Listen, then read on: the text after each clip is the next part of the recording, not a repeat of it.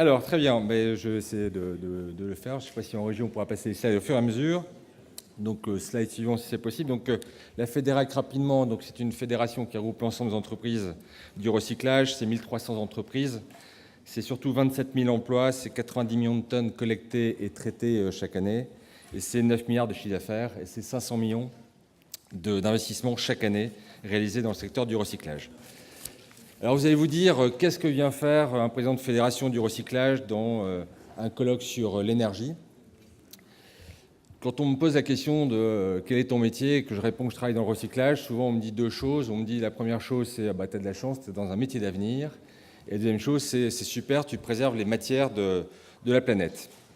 C'est vrai, mais c'est pas que. En fait, slide suivant, en 2007, il y a eu un changement climatique pris en compte par l'ensemble des pays, et la France a donc donné deux facteurs. Le facteur 2 degrés maximum d'élévation de température, le deuxième degré, c'était le facteur 4, donc d'émission par 4 des émissions de CO2.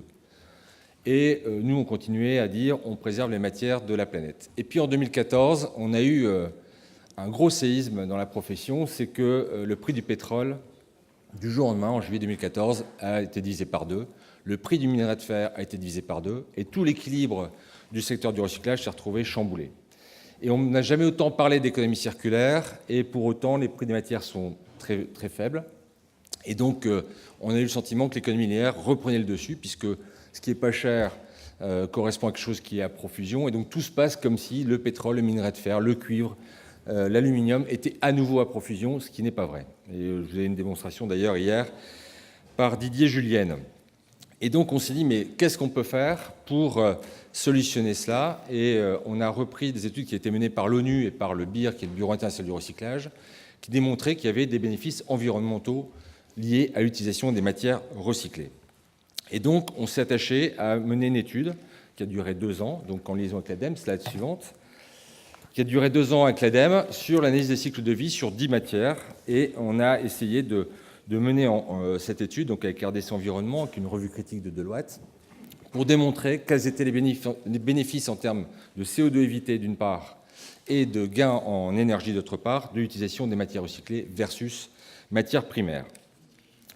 Alors, ces 10 matières, slide suivante, ce sont bien sûr la ferraille, les métaux non ferreux, notamment l'aluminium et le cuivre, le papier, le carton, le verre, le plastique, avec certaines résines que sont le PEHD, PET, les textiles et les granulats.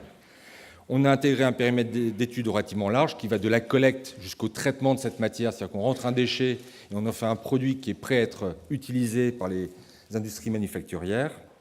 Et on a pris ce périmètre et on a comparé à la création d'1 tonne de cette même matière à partir d'énergie fossile pour le plastique ou de matières primaires comme le minerai de fer pour la ferraille.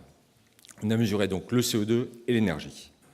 Et le résultat de cette étude, slide suivante, a été au-delà de nos espérances, puisque si on prend l'ensemble des déchets qui ont été recyclés sur l'année 2014 dans ces 10 matières en France, on constate qu'on a participé à 22 millions de tonnes d'équivalent CO2 évité, ce qui veut dire 20% des émissions des parcs automobiles français.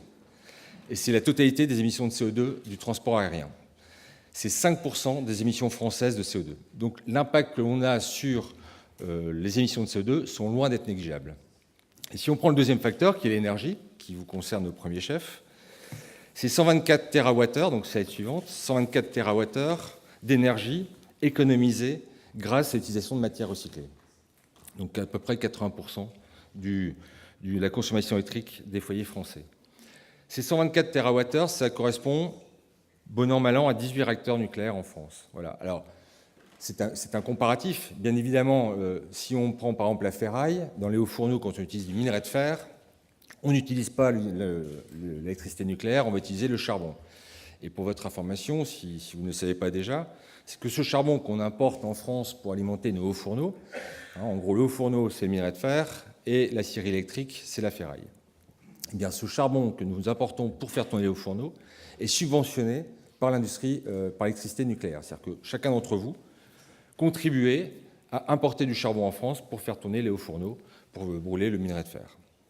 Donc, cette prise de conscience pour nous était essentielle. Donc, on a sorti cette étude au mois de juin.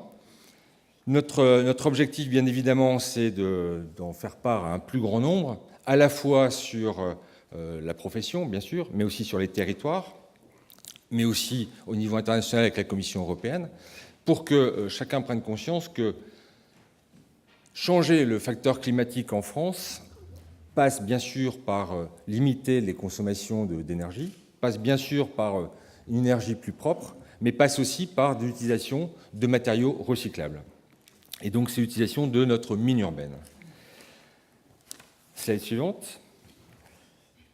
Sur cette économie de CO2, c'est l'émission de 10 hauts fourneaux. C'est-à-dire que demain, si l'industrie, l'acierie, décidait de passer de l'industrie hauts fourneaux à l'industrie électrique, avec la ferraille, on pourrait faire l'économie de 10 hauts fourneaux et donc des émissions de 10 hauts fourneaux. Alors, l'équivalent en ferraille que nous recyclons chaque année, on parlait de la Tour Eiffel, du syndrome de la Tour Eiffel ce matin, c'est 1200, l'équivalent de 1200 fois le poids d'une Tour Eiffel chaque année. Slide suivante. Pour vous donner quelques exemples, pour que ce soit un peu plus parlant pour vous, si on prend par exemple le chiffon, donc le tissu, on consomme 68 fois moins d'énergie pour faire un chiffon à partir d'un chiffon recyclé qu'à partir d'un chiffon primaire que l'on va constituer avec de la fibre textile. Si on prend le cuivre, dont on a également parlé, je pense, hier, on va utiliser 82 fois plus de minerai de cuivre que de matières premières de recyclage pour faire 1 tonne de cuivre. Donc les ressources sont là. Les exemples, vous les avez, je ne vais pas tous les citer, mais les ressources sont là puisqu'elles sont chez nous. C'est quand même la première fois depuis très longtemps que la mine est chez nous, la fameuse mine urbaine, alors que pour l'instant, toutes ces ressources sont importées pour pouvoir être utilisées. Nous avons ces ressources. Maintenant, il faut que l'on puisse aller plus loin dans l'utilisation de ces ressources et faire en sorte qu'on ne soit pas lié aux fluctuations des matières premières. Slide suivante et suivante. Pour passer, voilà, merci.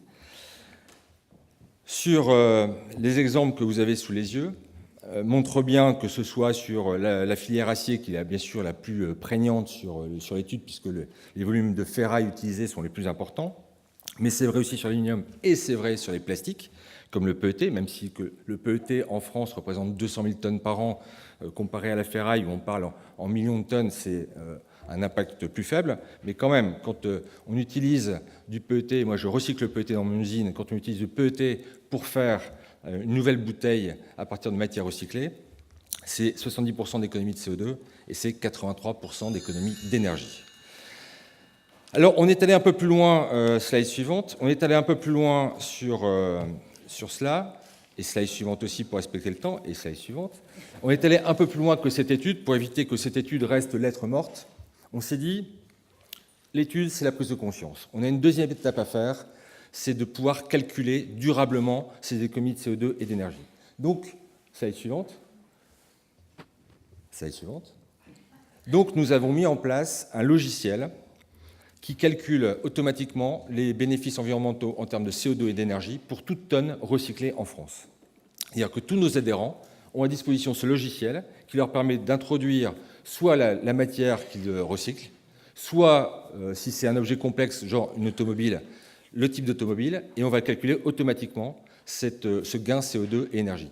Et pour aller encore plus loin, ce logiciel est mis à disposition gratuitement de toutes les régions françaises en leur disant: nous avons 3 choses à vous donner, des chiffres, ce logiciel qui vous permet de calculer un indicateur d'économie circulaire pour votre territoire, ça permet de calculer ce que vous gagnez en économie circulaire en termes de CO2 et d'énergie, et ensuite notre compétence.